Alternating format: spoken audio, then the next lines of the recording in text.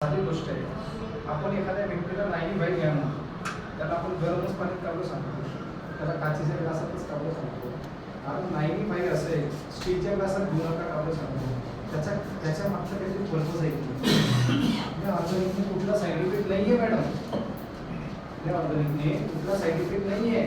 पण त्या व्यक्तीने केमिकलचा छिडकाव करून स्प्रे मारून जर 8च दिवसात आपण ऑर्गॅनिक मारलं असेल तर कुठंतरी काहीतरी मिसमॅच झाली असेल. बरोबर आहे की त्याला तुम्ही जे मार्गदर्शन केलं ते 100% बरोबरच केलं, पण त्या शेतकऱ्याने तुमच्या पश्चात काय मानलं ते सांगितलं का? तिच्यात तुमची चूक नाही आहे, तुम्ही 100% तुमचं योगदान 100% दिलं. पण त्या व्यक्तीने तुमच्या पश्चात काही जर मारलं असेल, तिच्यामध्ये कुठल्या प्रकारचं केमिकल मारलं हे आपल्याला माहित नाही. आता एखाद्या व्यक्तीला माझ्याकडे मी एखाद्या व्यक्तीला जर सजेस्ट केलं, त्याला सांगतो बाबा तू हे वापरतोय, तू जे वरचं खत टाकतोय त्याच्यासोबत हे टाक, पण फवारे मारताना फक्त हेच स्प्रे मार, बाहेरचे केमिकलचे स्प्रे मारू नको.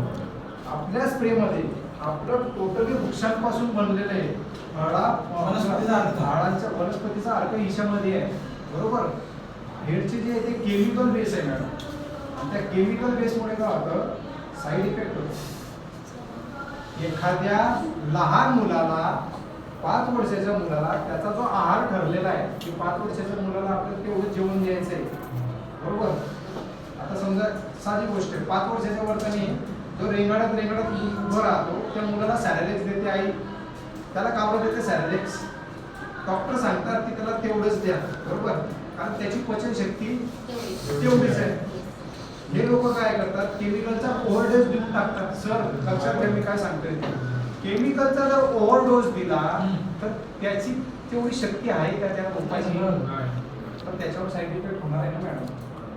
लक्षात काकडीचं पण एकदा झालं होतं, रिझल्ट येण्याच्या आधीच त्यांनी नांगरून टाकलं होतं, कोविड यायला सुरुवात झाली आणि त्यांनी वाव हे केलं नांगर. आपलं प्रॉडक्ट काम करतो, फक्त प्रॉडक्टला सुरुवातीपासून ती ट्रीटमेंट पाहिजे.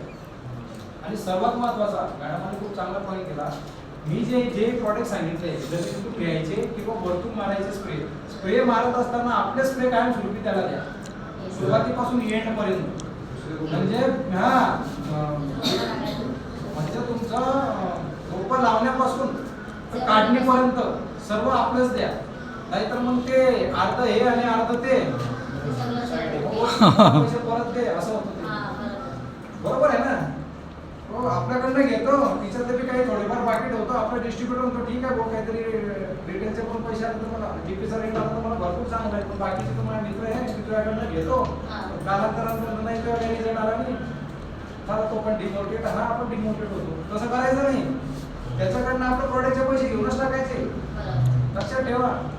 आणि त्याला मारताना सांगायचं की असंच मार, वाटल्यास आपण निष्काळजीपणा करायला करायचं नाही, एक शेतीकडे फिरून यायचं, जाऊन बघायचं. मॅडम काही फरक नाही पडत, पुढे आपल्याला फ्रेश वाटतं, नॅचरल हवा मिळते पिकं. मुंबईची अपेक्षा तिकडे चांगली आहे, जळगावला चांगली होती ना. नाही सांगायचं तात्पर्य काय आहे, आपल्याकडे नॅचरल आहे मॅडम, तुम्ही नाही आले. तर या गोष्टी महत्वाच्या आहे.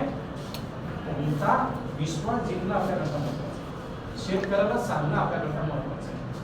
बरोबर आहे. आपण जर त्यांना पटवून नाही सांगितलं, त्यांना रिझल्ट देऊन नाही सांगितलं, त्यांना व्यवस्थित समजून नाही सांगितलं, त्याचा अर्थ काहीच नाही. एखाद्या व्यक्ती एखाद्या वेळेस काय करतो, प्रॉडक्ट घेऊन टाकतो, माझ्या आईने सांगितलं आहे, एखाद्या शेतकऱ्याला तुम्हाला मारायचं हे द्यायचं असं असं मारायचं, नंतर त्याची कॉन्टॅक्टच करत नाही. कॉन्टॅक्टच कसा काय वाढणार? एखाद्या शेतकरी आहे, त्या शेतकऱ्याला मुळापर्यंत जर सांगितलं त्याने तसं, हे बाबा अशी अशी प्रोसेस करायची, असं असं तुला मारायचं आहे, तर त्याला व्यवस्थित विश्वासाने घेऊन जर समजवलं तर नाही आहे. 100% काहीतरी 100% आहेच ना, आपल्या ऑर्गॅनिकमध्ये भरपूर काही आहे ना.